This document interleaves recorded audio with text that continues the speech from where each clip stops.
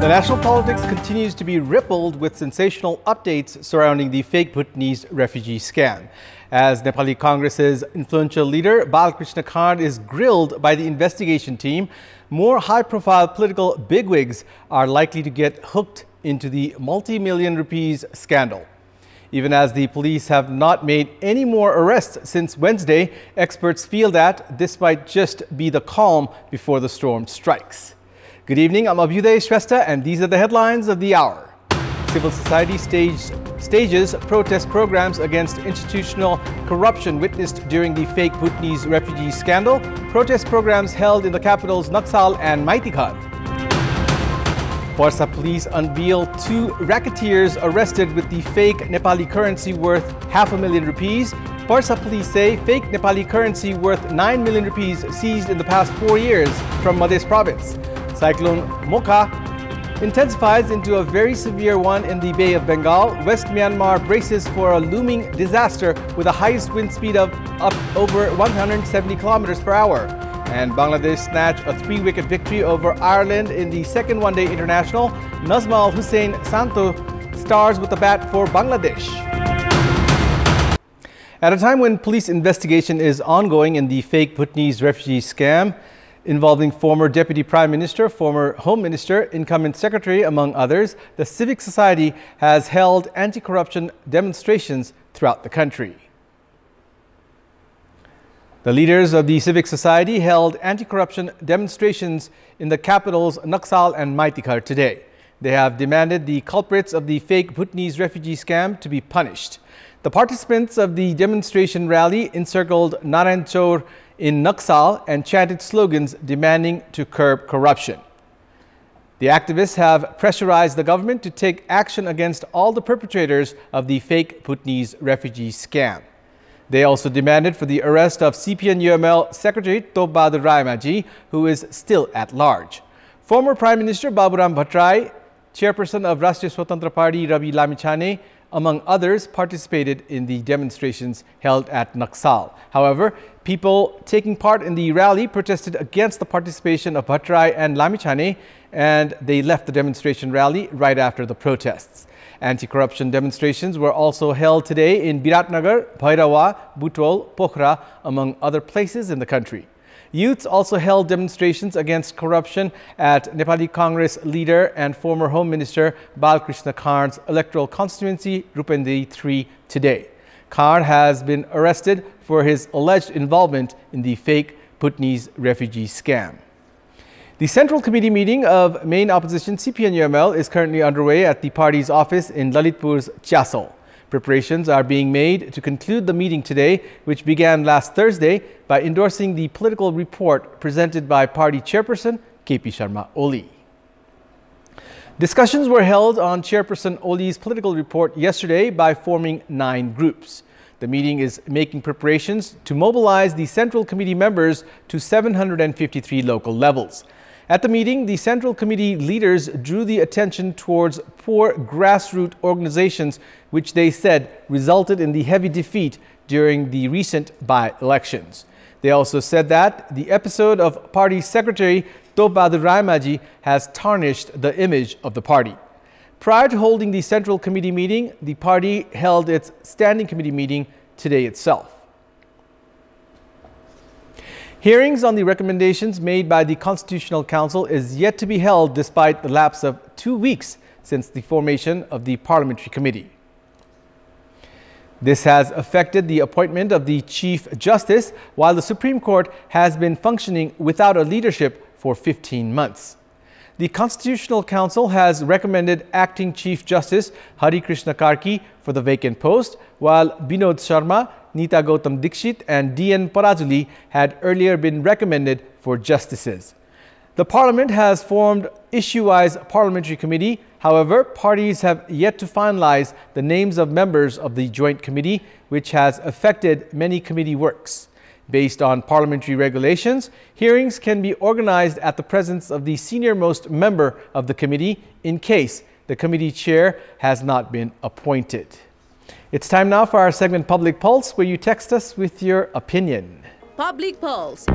Here's the question. What's your take on the continued silence of anti-graft body CIAA in the fake Bhutanese refugee case? Your options are A. Fear of being dragged, B. Teethless commission, and C. Not in the jurisdiction. The voting is on. Type NEWS, select your option A, B, or C, and send it to 34001 to share your opinion with us. Parsa police today made public 2 members of the fake Nepali currency racket. Police had confiscated fake Nepali currency worth ₹500,000 rupees from them.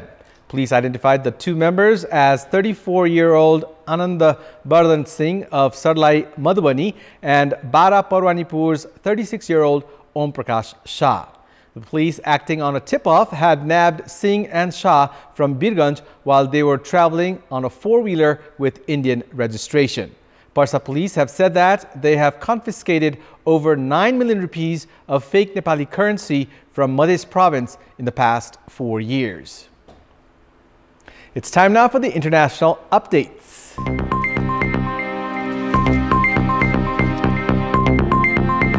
The cyclonic storm Mokha has intensified into a very severe one in the Bay of Bengal and has triggered West Myanmar to brace for a looming cyclone with a highest wind speed of 161 to 177 kilometers per hour when it makes landfall tomorrow. Myanmar's Department of Meteorology and Hydrology said Mokha is forecast to become an extremely severe cyclonic storm before landing in the western part of the country. Myanmar's western coastal Rakhine State, southeastern coastal Tanin-Thari region and south-central Yanhon region are expected to see powerful winds and torrential rainfall. In the country's largest city, Yangon, authorities have taken proactive measures in response to the coming storm. Local residents have also heeded the warnings to prepare ample daily supplies. The prices of daily necessities have gone up slightly due to the growing purchasing demand before the Mokha lands. Around 500,000 people are being evacuated to safer areas in southeast Bangladesh ahead of a cyclone that could be extremely dangerous. There are concerns the cyclone could impact the world's largest refugee camp, Cox's Bazar, where close to 1 million people live in makeshift homes. Rains are already falling on the camp and red warning flags have been raised. Cyclone Mokha could be the most powerful cyclone seen in Bangladesh in nearly 2 decades. As the weather system heads towards the Bangladesh-Myanmar coast, nearby airports have been shut. Fishermen have been told to suspend their work and 1,500 shelters have been set up as the process of moving people from vulnerable areas begins. Former Pakistani Prime Minister Imran Khan returned to his home in Lahore early this morning as tens of thousands of supporters gathered outside.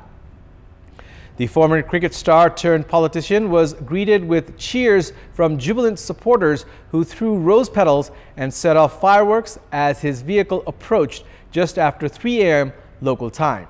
A Pakistani court ordered Khan's release on bail for 2 weeks yesterday after his arrest in a land fraud case ignited deadly protests and a tussle with Pakistan's powerful military. Khan said late yesterday, after leaving the High Court in Islamabad, that he had been delayed by the police, who said they feared for his safety. Speaking to journalists inside the court earlier yesterday, Khan welcomed the court's order and said the judiciary was Pakistan's only protection against the law of the jungle. The arrest, which the Supreme Court ruled invalid and unlawful a day earlier, has fueled instability in the nation of 220 million at a time of economic crisis with record inflation, anemic growth and delayed IMF funding. The 70-year-old cricket hero turned politician was ousted as Prime Minister in April 2022 in a parliamentary no-confidence vote and is Pakistan's most powerful leader according to opinion polls. Main prime ministerial candidates of Thailand's political parties have made a final push to rally supporters ahead of a crunch general election. After nearly a decade of a government that was led or backed by its royalist military, some 52 million eligible voters in Southeast Asia's second largest economy will head to polling stations tomorrow, when voters will choose whether to stay the course with military-linked conservatives or opt for change. Prime Minister Prayuth Chan-o-cha, a former army chief who ushered in years of military rule with a 2014 coup, is hoping to lead conservative forces to victory over an opposition led by the populist Pheu Thai party, backed by the billionaire Shinawatra family. Opinion polls show the Pheu Thai is likely to win most seats, continuing its string of strong performances in every vote since 2001, including twice in landslides. Its candidates for Prime Minister include Phaethong Tharn Shinawatra, the youngest daughter of family patriarch Thaksin Shinawatra, and real estate Mongol Shreta Thavisin, both of whom have limited political experience. Move Forward Party, another key opposition group, has seen a late-stage surge and is banking on young people, including 3.3 million eligible first-time voters aged 18 to 22. The party has promised big changes, ranging from tackling business monopolies and ending military conscription to amending a strict law on royal insults that critics say is used to stifle dissent. But a big question hanging over the election is whether the military-dominated establishment will let the will of the people take its course with the formation of a new government. At least 2 Palestinians have been killed and several others wounded on the 4th consecutive day of Israeli bombardment on the besieged Gaza Strip. According to local media, one of the people killed in the latest air raid on an apartment was a senior leader of the Palestinian Islamic Jihad group. It brought the total number of Palestinians killed in this week's bombardment to at least 33, including several children, with more than 110 also wounded. Hundreds of rockets have also been launched from the strip towards Israel, with a 70-year-old killed in central Israel.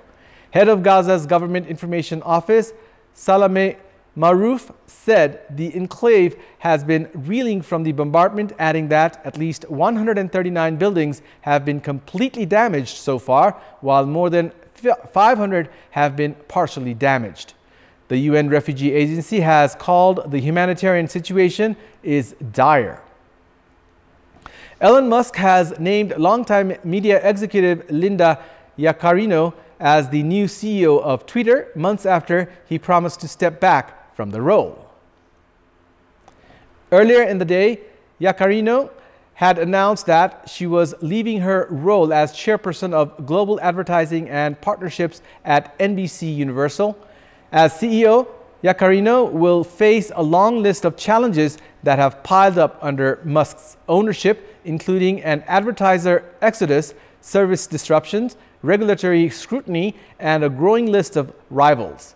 Musk's controversial policy changes and statements have also alienated some longtime Twitter users.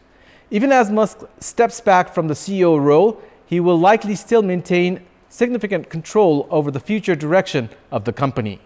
Musk previously said he would serve as the company's executive chairman and CTO, as well as being the owner of the platform.